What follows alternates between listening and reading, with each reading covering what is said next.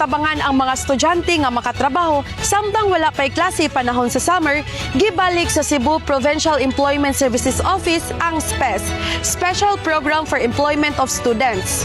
Gipaubos sa orientation ng mga estudyante nga benepisyaryo sa Special Program for Employment of Students, SPES.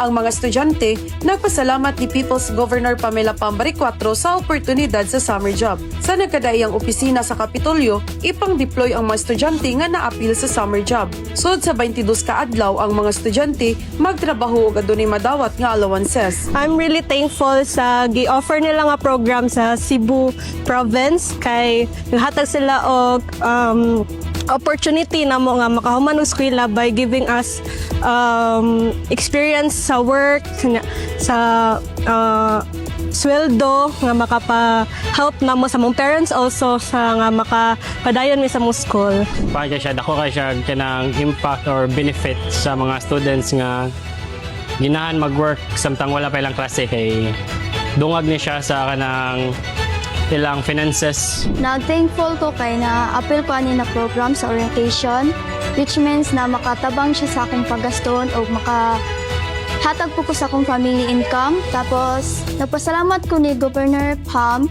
kay gihigayon yun niya na kani ang program na makatabang sa mga students na Ang Cebu Provincial Government o Department of Labor and Employment nag-alayon sa paghatag og oportunidad sa mga estudyante nga makatrabaho karong summer.